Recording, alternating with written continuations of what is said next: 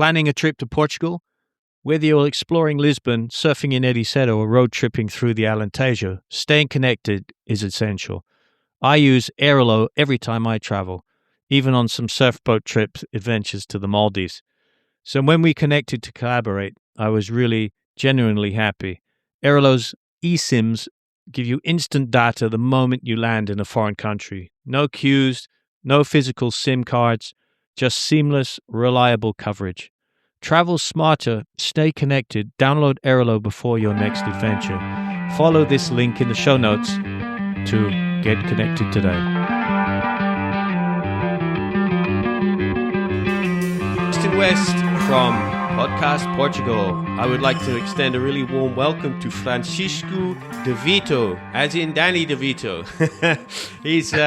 We call him the Lisbon Agent because he's got some beautiful properties and some really great advice and a really nice life story. So, Francisco, a big warm welcome to you. Hey, how are you? How are you? Thank you. Thank you for inviting me. It's cool to be here and sharing a little bit of my journey, my life story, and some great tips for everybody.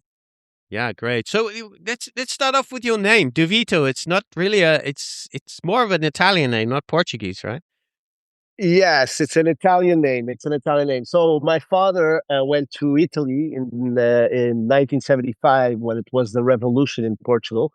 There was a big revolution, and they were sending off people to fight in the wars in Africa. And my dad said that he had other plans, and he went to Italy. He was already very entrepreneurial, and he started selling books back in the 70s, 80s, door to door, where he met my mom in the same company, and they made a team, a really not a real estate team, a selling book team. Mm-hmm.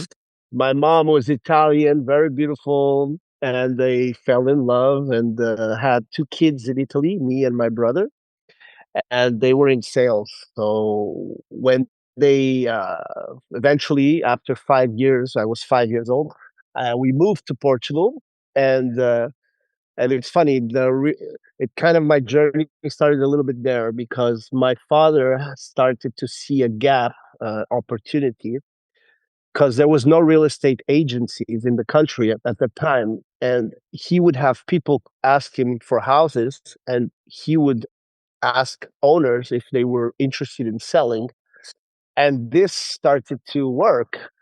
And so he's like, he had seen a real estate agency, I think one in Italy and one in London. And he's like, I'm going to open a mediation agency. So we called it mediators. So he would find owners that were willing to sell, and then he would procure buyers, and they would pay him a commission. So he actually created the first real estate company in Portugal. Wow. This was in 1980, something like that. And it was called INS. And they are still working today. So it's really funny. And as a kid, I would be playing with my brothers in the office, while he was working, and I would go on prospecting trips because my father and my mother, their idea of fun for us was putting us in the back of a car and going to look for sale sign by owners on the windows and get listings and go to construction sites, and we would be really bored because we just wanted to play soccer, and they would be closing deals, so, and it's really funny. And then and my mother, who was multilingual, both my parents, they spoke many languages, French, Italian, English, Portuguese. My mother opened an office in Estoril, and she started to get a lot of international people that were already here in Portugal, and she had great connections. And very soon they had 5 offices all over Portugal. They were killing it. I remember, we were all studying in good schools and going on great vacations. So I remember life was good. Nice. Life was great at the time. And so, yeah, I grew up already in a real estate world. Wow. Ah, from very young. yeah, because I can see actually you've traveled all over the place, like Yeah. Sardinia, Miami. So what's have you always been working in Portugal? Or have you sort of worked other places? No, no. So we traveled since I was a kid. My parents always liked traveling. A lot of the Portuguese families would go to the Algarve for vacations, and they would, everybody would meet. We would go to crazy places like Kenya and Dominican Republic, Brazil, and we would. And I think this really, really helped me to really expand my my vision of the world and meet other cultures and be really open minded regarding a lot of things. And when I was 18, I moved from Portugal. I finished school. I left. I went to live in London. I was there for 4 years. Then I moved. I came back to Portugal. Then I moved to Barcelona. I was there.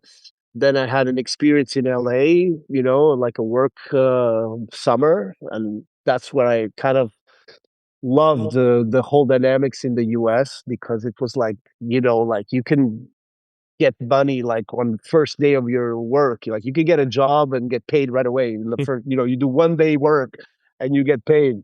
Mm, In Portugal was completely different. Like wages are always really bad and then I left. I moved to Italy. I was there. I went back to Italy for 10 years. And it's throughout this period I was working, doing different things. And then I decided this was in 2010 when there was a big crisis all over the world, subprime, is when I decided to take a risk and go to the US. And I moved to Miami. And there I stayed 10 years and I worked as a real estate agent in Miami. nice, nice. I mean, I was always working a little bit like summer jobs with my father as a real estate agent, so, very young, but it was very difficult for me to work with my father. We didn't really get along Mm. Yeah, it's with not easy. work, Yeah, not with always work. easy. Yeah, yeah. It's not easy. Yeah. Yeah. So, I mean, it's how do you sort of what do you think is the attraction for people? Because we're definitely seeing visitor numbers have increased over the last 10, 20 years for sure in Portugal. We're Yeah. also seeing a lot of people moving here, particularly, I would say, in the last 5 years, maybe 10 years, we're seeing a lot of people moving to Portugal.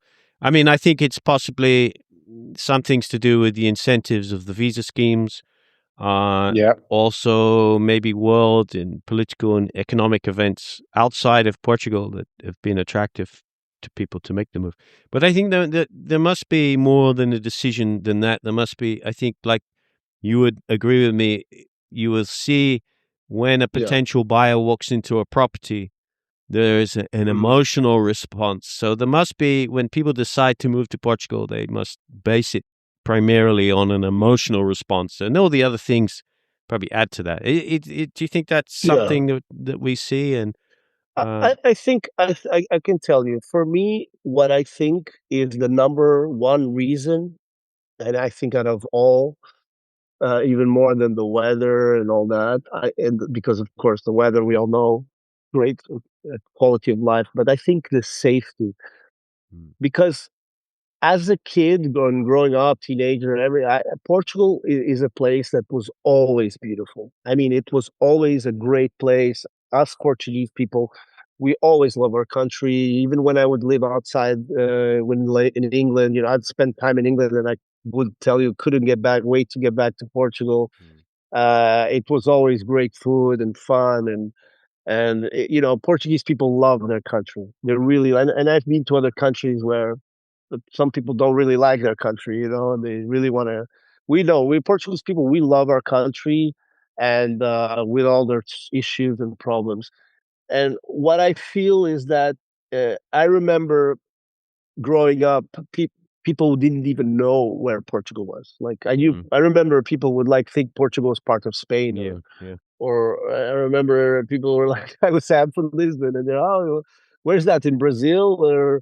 in Mexico, like I remember people didn't know, It's and the completely only people crazy. that were It's completely crazy yes, considering the Portuguese discovered half the world and opened up yeah, the trade routes, yeah, yeah. that we people It's don't even crazy. know It's where crazy. it is. It's really crazy. It's crazy how things change. It's Mm. crazy how things change. And Short memories.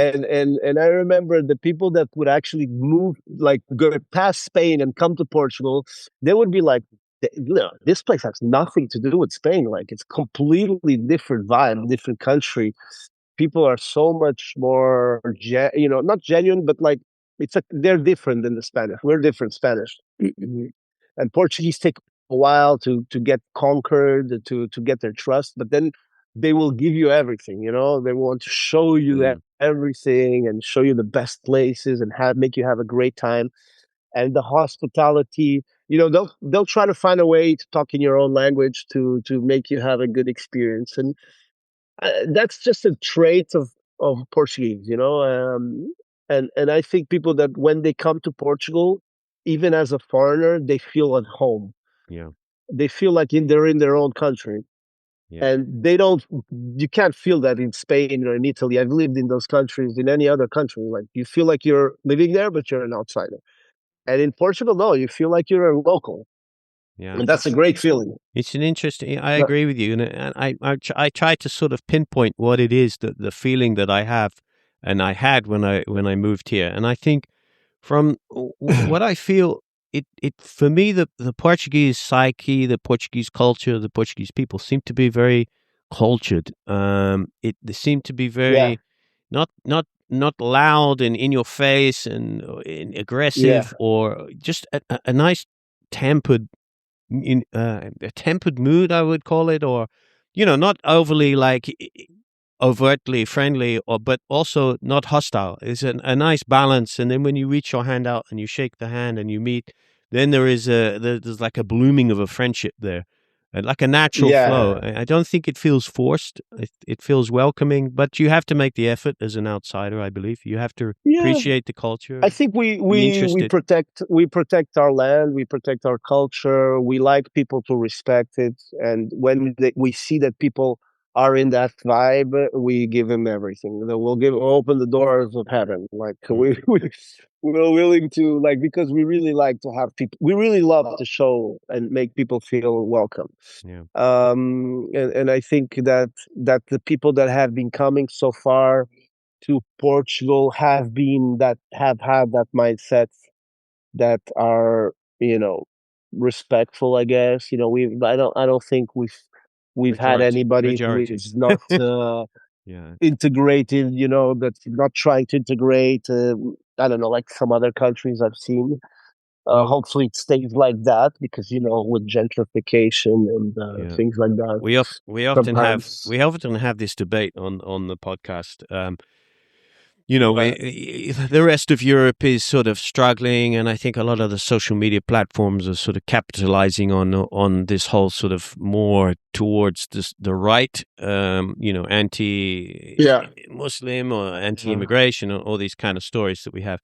Um, yeah. and it is a topic, and there is, of course, in Portugal we have had a little bit more of a success of the center right, or maybe towards the right in terms of politics. Um, and Yeah, yeah. It this was a yeah. affects It was a immigration consequence. a It little was a bit. big. I think it was a consequence of the I think the disaster that the last years of the left did, because Yeah, they had some good policies in the beginning, but then they really messed things up, I think, in the last few years. And so people, I think, they voted in revolt, mm, in protest. A lot of people. yeah, Um, yeah. I think so. I think I agree with you, and I think also that it makes a big story for the media, so that the media picks up on it. yeah, And I think yeah, that is a big thing. You get to see the message and hear the message everywhere. You might not agree with it, but then it does start to influence sometimes your ideas on you start to feel yeah. threatened, perhaps. I think the media has a big responsibility there, because they do pick up on this, Yeah, and I think the they make it media right more than now, it is. not only in Portugal, but they capitalize on polarizing Exactly, polarization exactly, of, man. of things, and even like in the U.S. I lived there, and It was now when I left, I've never seen it so polarized. But it's just it's like people are getting influenced to be polarized, to be divided, and so like all that. I honestly I stay a little bit away from that because I think that as a person that has to be serving other people, I don't really get involved in politics because I mean I have my you ideas, can but you can put the foot in the wrong place. you know. yeah, and I think every case is a case. Everybody has a story. Everybody is different. Everybody has good and bad, and everybody deserves to be heard and treated with respect. And as long as they're also respectful. Yeah. So, and we're here to serve. At the end of the day, we're here to find to get the person from point A to point Z in a safe way. Mm. But as a Portuguese guy, a lot of this debate has been about all these foreigners coming to Portugal, and in a way, like I go outside, I see the city in a really thriving, exciting way. I think people are having a great time. I remember when there were no foreigners in Portugal, and like you'd have to go to other countries to visit and to experience certain things. You'd have to Yeah. travel. And now these people are coming from other countries to Portugal and opening businesses and inspiring Portuguese people to do different, cooler things to up the level of certain things that were stuck in time. Mm. So Yeah. I think it's been in a way some influence. Yeah. I Like think everything, when it we has talk, the good sides and the bad sides. It's always trying to navigate yeah, the in between, navigate the balance between too many people yes. and it affects culture, or too little people that you don't have the liquidity and the investment coming into the country. Yeah, I agree. Yeah, it's exactly. And I think that the government here in Portugal plays a very big role in creating an infrastructure and creating the conditions for this balance to be healthy, you know, Mm. for the balance of, people coming from outside and locals still having a good quality of life. And, and this is a debate we have every day, but Yeah. we need for example, we talk about rising prices of the housing, which I think is also happening all over the world, but you know Portugal's prices are going up. Of course, we know that prices are rising, and prices are rising because we have a limited number of supply, and the demand is higher than the supply. So when demand is higher than supply, the prices go up. Yeah. And there has been no incentive for construction to build more homes for maybe the medium to the lower class level that Hmm. could have affordable and good homes. This is something that was left to very late in the game, when this should have been thought earlier. Like, okay, this is going to happen, so we should be building more homes. We should do more tax incentives so people can actually build and not be so expensive to build, Mm. and expedite the licensing processes so they can build faster. Yeah. Because licensing in Portugal is an issue. Like could take 7 years, like That's it. 6, 7, sometimes 10 years to get approved. And I mean, it's impossible to respond to sometimes to this in a Yeah. timely manner. I know from my own personal experience, like with some of the also renovations, because Portugal has a lot of Oh, buildings and a lot of houses and what those renovations tend to be more cost effective if they're approached by somebody like a small investor like me. I yeah, talked to you a little bit about my house in Algesur, and I had an apartment in Lagos. I literally bought those places pretty reasonably. And then I just did a few little things to them, tidied them up a little bit with building for the skills that I know. It was really good to get nice local builder in there. He was appreciative of the work, did an amazing job. And then I sold them, yeah, I put them rented for a little bit. And then when the rental market was a little bit sort of weird with Airbnb and things changing, I thought, okay, I'm going to now sell. And, I made nearly double on the properties. So there is, yeah, and I think maybe some of the bigger developers and the biggest construction companies, they're not really interested in the small renovation projects. And then some of the smaller guys are probably a little bit worried to do the small renovation projects because of the unknowns, like you were y- saying, the licensing process or archaeological digs or or whatever it is. So, but I think it's that area which needs to be, which could be developed, I think, a lot more. And that is how you get these guys will come in. It can be Portuguese, can be foreign investors or whatever. Yeah, yeah, yeah. But it Ima- creates a nice little I put it. small entrepreneurial economy there. Yeah, yeah, yeah. I think there's two things that would be now we're talking about this topic, but there's two things need to be improved. Is the public transportation, so accesses, Hmm. and then let's say we have government land that could be given or landed or rented to a private developer just for a certain segment of the country. I'm very sorry they took away the golden visa because I think that this golden visa funds could be used to developing this type of residences. You know, let's say in Lisbon, we go to Loures, we go to Sobral de Montegraço, which, with a great connection to Lisbon, you could get in 20 minutes. So you could be living in the nature, like just Mm. 40 kilometers away, and you could get into the center of the city very fast. And people would be super happy to live like that. They don't need to live in the center of town, and Yeah. as long as they have a good home and a Good nice place to transport. live and Yeah. good surroundings, Good commute. uh, And then even these a days good as well, I commute. think like working remotely is open. I mean, I hear on the farm we have Starlink, and the Ah, internet yeah. speeds are like 3-4 times faster than I would get with a fiber optic cable from Vodafone or whoever. I'm so impressed by this service, and I didn't need to do any infrastructure change or anything.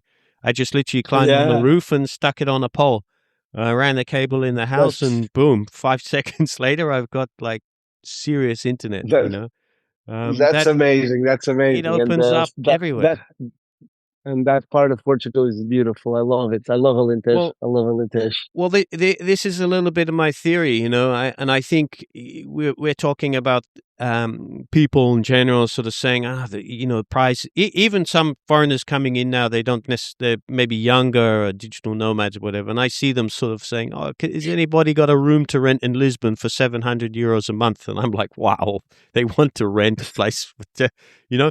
That's yeah. My heart goes out to them, and there's also local people, probably with families or kids, wanting to leave the home, and they can't find anywhere to live. And I say, Portugal is a big, beautiful, wonderful country. Let's not just Yeah. focus on Porto or Lisbon or Cascais or Estoril or Algarve. There is a whole area of beautiful Oh places yeah. to live. And I guarantee you, if you don't necessarily go for the more touristy or well known areas, you're going to actually get more real Portugal as well. You actually get Oh, much Portugal more gets. traditional neighbors with that same value that probably attracted people here in the first place. So I think it's a good idea. And like Absolutely. as a property person, if you're looking at a home or a family home for the rest of your life, retirement, don't, just broaden your horizons a little bit and travel around Portugal and go to lots of different places. Absolutely, absolutely. I was just in Óbidos, which is a really beautiful part of Portugal as well. Up, you know, it's very close so far, and then you have Leiria. Mhm. Also, that region, the west part of Portugal is beautiful. Alentejo in the south. I mean, it's incredible. I Yeah. love that part of Portugal. There's many places. Santarém. You have amazing nature, amazing little towns which are super genuine, great food. It's beautiful, it's Yeah. beautiful. Just around me, And that's my we have a bunch of yeah. like maybe 5 ruins with a couple of hectares of land. And, Oh, wow. they have for sale That's signs on there for like, I don't know, for years and years. Now I can see the what's prices going up a little bit. They repaint the prices. They're going up a bit. But there's so yeah, much yeah. opportunity, even for locals. Like, Yeah. like you, Yeah, I don't yeah, think yeah, people know yeah. that you can get money from the government if you're a Portuguese. You can actually get relocation fund to move to Alentejo to return. So if you're a digital Yes. nomad or yeah, you can. It's Yeah, there's a lot of incentives to move to the countryside. You can get, let's say, you can get European funds. You can get agricultural funds to build your agricultural business. If you want to do like an agro-touristic business, you can then do like a course on. There's like public courses to become to do agriculture, and then you can apply for a bunch of funds Yeah. as well. You could buy ruins and apply for community funds that they will give you for free, almost 70% Yeah. of the money to invest in your project. They're actually more. It's more easy to get money if you live in the countryside than if Mm. you are in the city. Definitely, and I think that's a positive thing because it's then they're Yeah, trying to balance out that housing issue, like you were saying. Like if you yeah, yeah, yeah, spread the yeah. demand a little bit, then And opens up. honestly, I think that's the future because Mm. being in the city, getting stressed out is becoming it's becoming old fashioned. I think Yeah, people are people who are getting more involved, more and more are looking at more into the nature, more into changing their life, yeah, and more into moving into that type of yeah. situation Space and where peace. really, Yeah, yeah, yeah, it's a that's being pattern. now being advanced is being backwards. Yeah, it's a pattern. I think you lived in the UK for a bit, so it's a pattern. What happens in the UK, and everybody's very invested in their property. You get on the property ladder as young as you can, and then you keep buying, selling, and keeping upscaling. And then as you retire, you downsize, and then you use that the equity from your property for as part of your pension. It's been the most reliable source of wealth generation for many English people. And what happens is, Yeah, you tend to be in your university years, or you've just graduated university, and you maybe you'll live in an apartment in London in the city. Then yeah, you perhaps have a girlfriend. You might start to invest together in a smaller apartment that you can afford. Then you start to think about having kids. You sell that apartment, maybe move to a little bit further out of London into a slightly bigger home. Then you have a few yeah. more kids, and then you get a little bit more wealth, and you sell that, and then you tend to move even further out. Even if you don't need to commute into London anymore, you can be a consultant. You have a much bigger house with land for your kids to grow up, a nice village school. It seems to be the pattern, and you can actually it's reflected in the prices. If you go from London and outwards, you can see the prices and the change in styles of houses. It's really it's interesting if you look at it like that. And I think in Portugal we're ripe for. I can get to Lisbon from here on a farm in Alentejo. I can get to Lisbon in an hour and 20 minutes, an hour and 10. On the road system is Yeah, brilliant. I can get to the beach yeah, from here in 30 minutes. I can get to the Algarve. I can get an hour and 20 minutes. I'm yeah, and perfect roads. I put on yeah. adaptive cruise control and I'm there before I know it. I listen to a couple of And podcasts. amazing landscapes. You're driving through Exactly. beautiful places, Yeah. beautiful places, beautiful places. But it's interesting what you were saying about building wealth. It's something that I guess it's a mindset that we didn't. I, it wasn't existed that mindset here in Portugal for very long, and it's important that the young people understand that mindset of building wealth. Because I think right now a lot of young people, we are getting people working in my office in my team as young as 20 years old now, and they're not willing to go to school anymore, to Mm-hmm. universities, because they feel that they want to be in the making businesses and creating become entrepreneurs. It's Mm-hmm. funny. We could do A lot both. of the young, There's no reason why you yeah, you cannot do can do, both. Like you can work and initially save up a bit of money. So the important thing is not to get with debt. I don't know how much the debt university students get here in Portugal, but I know in the UK it's common for 30,000, 40,000 debt. So oh I yeah, kind of compromised a little bit at university. I worked at the same time as also going to uni. So I had to skip a few yeah. lectures, but but because I had to work at the same time. But at least I left and I didn't have a 40 grand debt. Which then once you have that around your neck as a youngster, you just have to take Oh whatever my job. God, yeah, yeah, yeah. It's just a negative Well, it's thing. funny. When I went to university in England, it was free. Ah, It was in 1990s. It was like community European community. They were really? we paid a few taxes and it was free. Yeah, it was we applied. It was we Wasn't didn't free pay for a lot. me. Wasn't free for me in the 90s. No, No, I had to pay. Yeah, I had to oh, pay you had my to pay. tuition every term. Yeah, yeah, yeah. And then Yeah, yeah, yeah. Well, we got then it became really expensive. Right now it's very, very expensive, Yeah. but at the time it wasn't. It was I remember going to England to study was very good. It was not expensive at all. Mm. It was not expensive at all. But also, Life was expensive. That's true. yeah, I think also you get that people now graduating with a degree here, and it's very common in Portugal. And then it's like, okay, where do I go? Where can I Yeah, earn money with this degree? So I apply to businesses. Oh, they want to pay me 850 euros a month. How am I going to survive on that? Particularly in Lisbon or somewhere. So then they look, okay, I've got a degree. I'll go work outside, and then you're losing all your skills. You're losing all your skilled skilled intellectuals. labor. Yeah, yeah, yeah. Yeah, It's yeah. interesting. It's true. I think that in Portugal we have that gap on opportunities, and some people get into some companies that they get well paid, but they have to go through a really long process to do it. Yeah, Like we have kids here, like they're working in real estate. You know, it's not an easy job, but like they're making like 100K a year yeah, as with 20 years old. So I mean, yeah, yeah. It's a good it's thing to do. it's a business. You get a world It's a great thing. experience as well. You meet different people. Like working in real estate is a really Yeah, good yeah. idea to do. I work with two partners. So just to get back to the story, I guess uh, I gotta tell you how I ended up in Lisbon with these two great friends Yeah, that they were the number one agents for many years in Portugal. They are still are. We are the number one real estate team in the country. We the team that had done more transactions and higher volume. So that was very good. But I was in the US and I was looking into the Portuguese market and looking at my friend Daniel Enriquez and Diogo Lampreia. And they were like getting all these awards, and I was looking at them selling a house a day. And I was a real estate agent in Miami. Opa. Hello? yeah. Hello, yeah, I'm here. Oh, you're there. Sorry. Yeah, I don't know what happened. But so I was a real estate agent in Miami, and and I was like, wow, these guys are killing it in Portugal. What's going on? I didn't understand what was going on.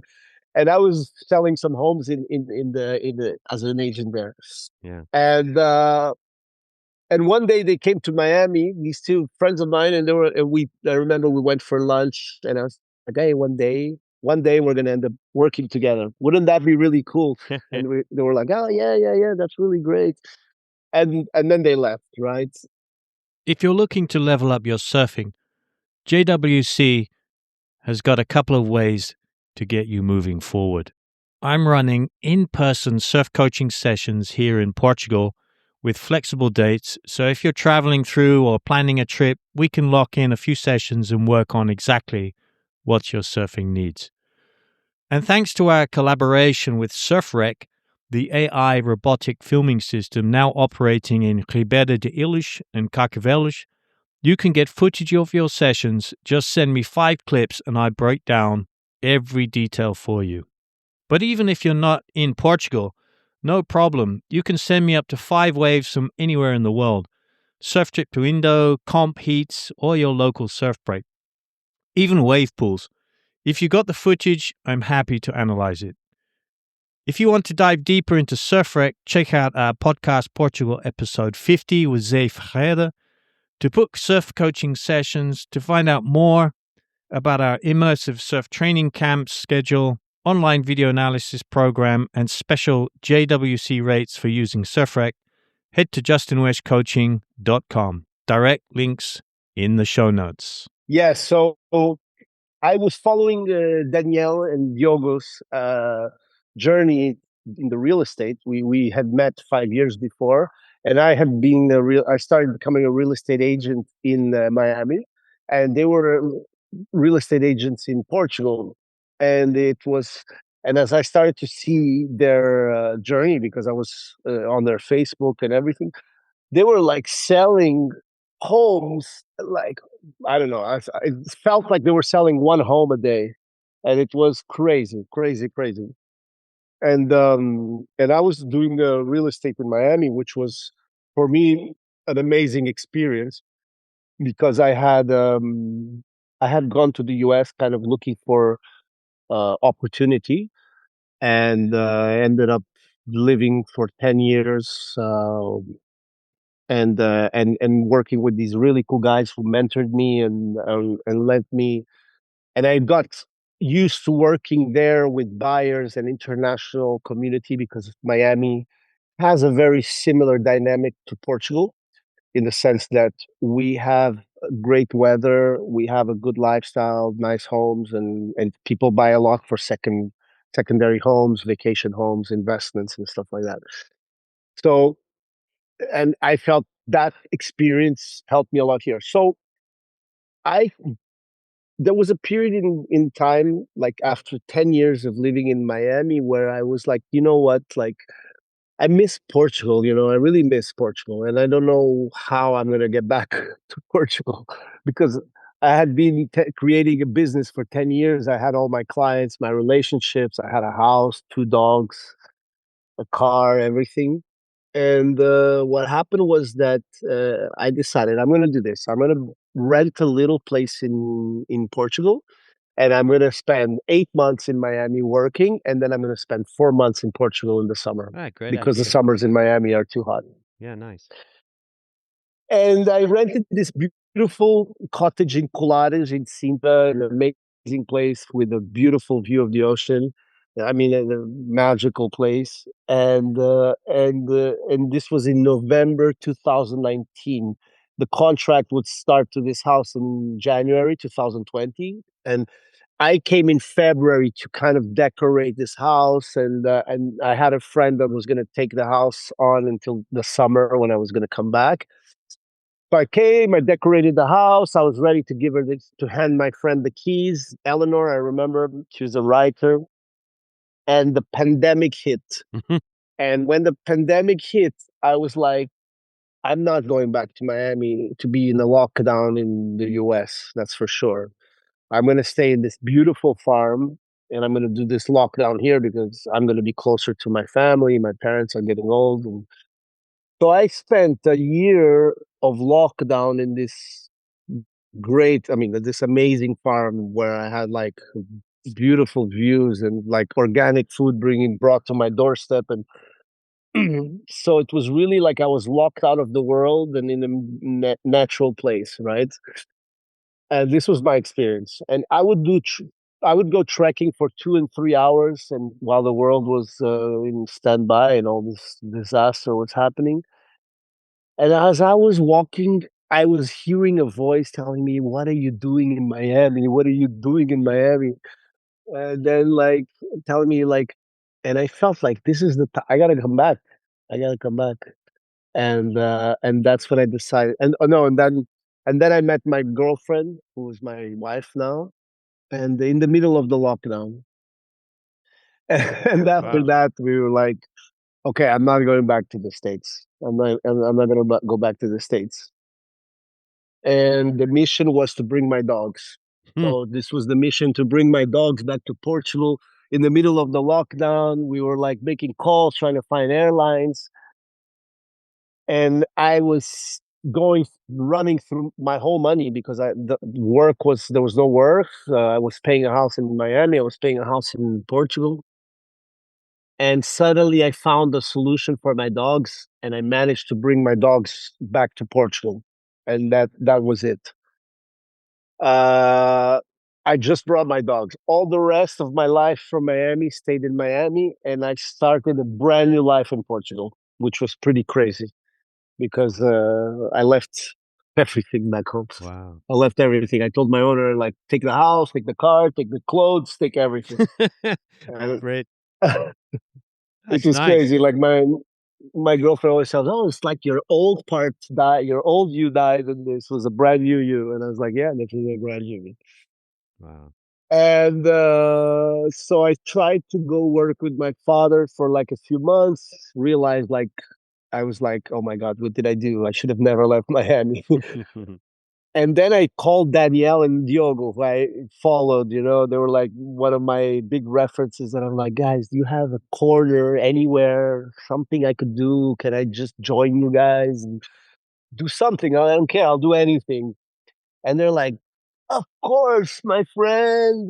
Don't worry, because you came at the right time. We're starting a great project. We're gonna build a team, and you're perfect for the team. And he came and showed me our new office, which we opened in the center of Lisbon, and we started this team that became a multi-awarded team, and it was crazy. Like I started working with them. 4 or 5 months later, I had a guy call me saying, "Hey, do you remember me when we were partying in Miami like crazy?" And I was like, "No, actually, I don't remember you at all." And this guy came to Portugal and he bought 6 homes off me. So Wow. Wow. Well I done. had zero clients at the time, and this guy came and bought 6 houses. And then another guy from another place in the world called me. And then I was like, what's going on? Like, all these people are calling me from all over the world and moving to Portugal.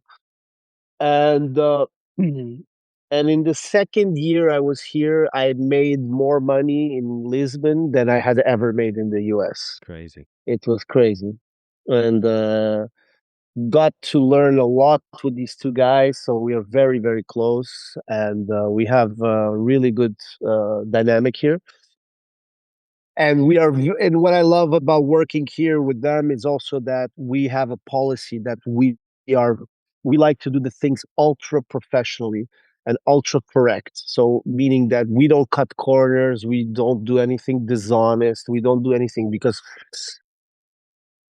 I'm sorry if I'm rambling a little bit, but I No, got to not at tell you all. a little No, bit of my keep going. story. It's great. Yeah, no, it's great. Yeah, I've often So found that like it's super important as well for agents, in my opinion, to be very proactive and reminding people what you, because people have busy lives. You know, when they're buying or selling a property, they don't yeah, necessarily have 100% focus on it. They like to hand that over to their agent, and the agent, if you have to keep following and what's happening with the property? I need to call. If you have to keep calling the agent, it's like, well, no, no, I listen, expect it the other way this around. was what I realized. I came to Portugal and then I realized like Uh, I went to the US. I went all over the world looking for opportunity, and opportunity is was right in front of me all along. Mhm. Like all I got to do is pick up the phone, be consistent, just show up, and do what I say what I do.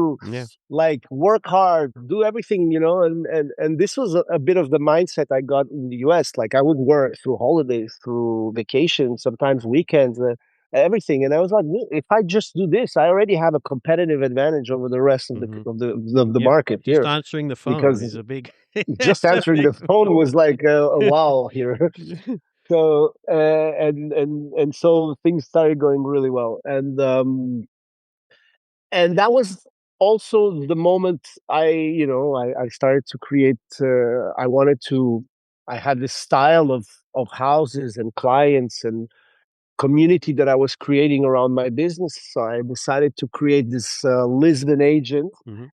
who is caters to people who are looking not only to buy a home, but who are looking for a certain type of lifestyle or investments, and who you know like things like luxury, relaxed luxury, nature, Hmm. designs,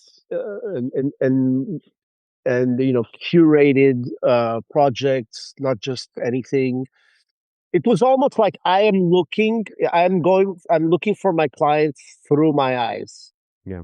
like if it was me buying, and I think that I managed to do that quite well, because when I advise something to somebody, it's because I really like it. I wouldn't advise something I don't like, and I think Mm. in that way, the clients feel very happy, because when I offer them something, they feel like I really understood what they want.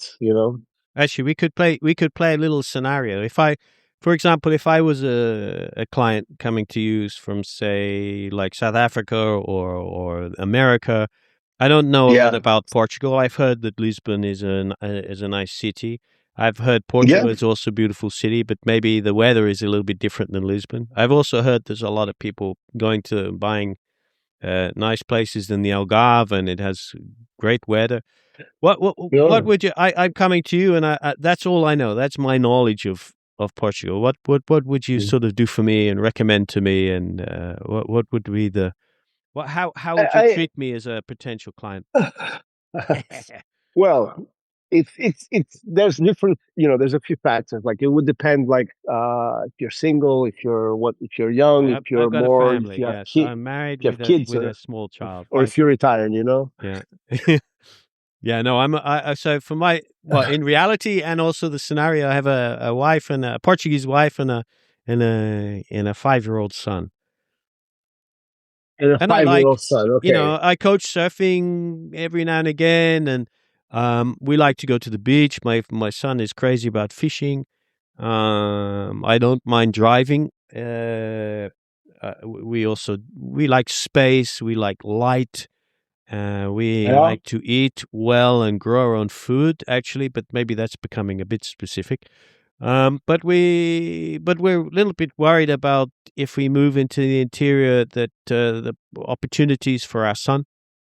How's he going Yeah. to grow up, schooling, and all of these kind of things. Yeah. Yeah, that would be the. So if you're big into nature, into waves, into the ocean, here in Portugal, you have options like Ericeira, which is a little bit outside. You can also find some things that are very cool there. You have best waves, one of the best waves in Portugal, and the best beaches. You have a really nice town, right up, just a little bit north of Ericeira. It's called Barril, Oh, and there's a beach there called Praia da Calada that has the wow. best wave, one of the best waves in the country, and only surfers really know. It's a little bay. It's a little bay. It's a beautiful beach with cliffs and everything. And they have a few international schools in that area that are catering the international community. I mean, you have also the fish is incredible. 87, you have the best seafood restaurants in the country, and you're literally 40 minutes from Lisbon driving. If you are looking to spend a little bit more money, I would say you could go to somewhere like Sintra Colares, Praia das Maçãs, As Anhas do Mar. You're like where you're just after Cascais, but you're in the community of Portuguese and expats that love nature, but you're still near Lisbon and Cascais. You're also very near to Cascais. If you're willing to be able to go a little bit more further down, then you want to go down south, which I love.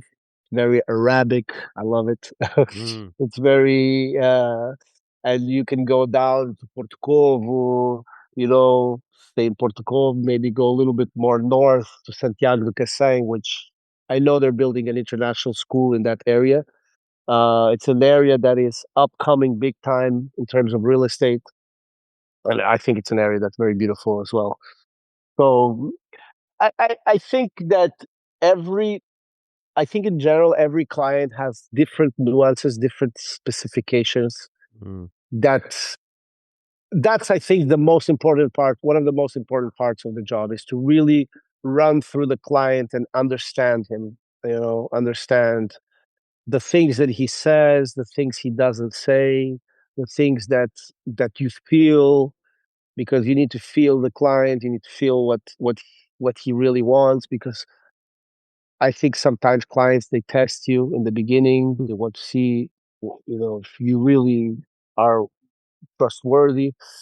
So it's an energy thing. I feel you can feel the energy of the other person, and that's why it's very important, that part. So this is just a general thing, but And often people it's don't like really that. know what they want. They might have a few Yeah, ideas, they might have a dream, but the reality sometimes is, maybe you can sort of sense a little bit more from them and give them a surprise. That's always a nice thing. Maybe they didn't ever see that. I never really thought about. I can remember driving through Alentejo in the past, thinking, yeah, it's so hot here, and it's so sleepy. And I never thought that I would leave Lagos. I really liked the energy and the bars, but then my demands changed with the family and with my son and everything. It, and then I realized, Alentejo is just exactly. We did spend some time in 87. We looked around, um, yeah, but the prices already were starting to get pretty high, and I think you need quite a big budget for not a big budget, but you need a substantial budget for Elisede, Yeah, yeah. you know. Elisede has gone up in price already because it was one of the first places that people looked in to be as an alternative market to Cascais. Yeah, So it was the proximity to Lisbon and the surf community there. So a lot of people looked at Elisede. yeah. A lot of people looked at Elisede. But I think, like, when I was in the US in the first year, I worked as a waiter, as a server in the restaurants. It was like, Hmm. so I was working making tips, and people would come to the restaurant and they had no idea what to eat or Yeah. what the restaurant was about, what would I recommend. And that was like how I kind of learned how to serve very well, because it was like, oh, hi, where are you from? What are you doing here? What do you like? What don't you like? Can I recommend you this? And maybe I send you something that, like, a little starter, just to surprise you out of my own initiative. And they would be like, oh, wow, thank you so much for suggesting us this. And so I think that's the experience when you're buying a house. Like, you want an agent that surprises you, Yeah, you don't want just more of the same. yeah, yeah. No, I agree. That's how I see it. That's really You nice. want someone that comes out with things that out of the box and makes you have an experience that you don't forget. And that's how you build a business, is when people have such a good experience that then they refer you to more and more people. Yeah. That's my. But I was just going to tell you about something that came along, was also the fact that when I was in coming back to Portugal, and I built the Lisbon Agent. The idea was to serve a lot of people. So um, I met Daniel and Diogo, and our principles were very simple. So it was always, uh, we have like honesty, gratitude, perseverance, and also like doing things in a certain way that we don't have anything to that people can point back at us as they did it. They got the results, but they did it in the wrong way. So that's why I love very much working here. Nice. Nice. Great. I think that's a fantastic message to wrap it up on. And Francisco, I really appreciate your time. It's been an honor to speak with you, and it's always interesting to talk about someone's perspectives, how they work in different areas of the world, and they bring ideas back and ways of doing things to our lovely, beautiful country, Portugal. And we only benefit from Yeah, all of this. And I, I think Portugal is here to stay. I think Portugal has a lot to still to grow. I really hope things get aligned so things can grow in a sustainable way, yeah, and that people that come from other countries come with that mindset that this is about giving, taking and giving, sharing, and being respectful, and being a part of the community. So I that's think that's important. That's certainly what I feel is my duty with this podcast because it's in English, and I'm trying to get all of the voices of Portugal out to the English speaking Yeah, world, so they're a little bit prepared. They get a good feeling about the personalities and the culture and the vibe before making that decision. And more often than I not, think they're going to be yes, encouraged to yes, make that yes. decision. But they come with the respect and a little bit more understanding. That's my mission, Yeah, really. yeah, That's my goal. yeah. I think it's important, and when they do, it's like all the doors will open for them, because it's as a Portuguese guy, when I see someone that respects and understands and appreciates really the country like a Portuguese, for me it's an honor. I get so proud. I'm like, oh yes, if you like this, then look at that, and look at this, and check that out, Yeah. and then we have a great experience altogether. Because at the end of the day, Portuguese is Portuguese, but we're from the world, so it's great that we all share this together. Exactly. Yeah, it's all about balance and, like you say, sustainability. Great, Francisco. And Correct. where can I have on here the way people can get in contact with you? I have I'll leave the link in the show notes, but I have Linktree in it. I'm going to spell it out for people that don't know. It's linktr.ee and then / the Lisbon Agent, all one word, lower caps. Is that the best way people can get in contact with you directly with all your different things going on? Yeah. You can contact me there or in Instagram, the Lisbon Agent. Always, I will always respond also there, Mm. and then I will leave you the link to my web page Okay. that you can check out the properties we have, and some of the properties that we have are not there; they're not on the market. We have also a list of off markets Okay. that we could suggest, but anyways, those three are the main. My number will be on the page as well if anybody wants to call me, Okay. and it will be a pleasure for me. Great. Francisco, it's a real honor. Thank you so much. Thank you so much for your time. Thank you, and I hope we see each other very soon as well.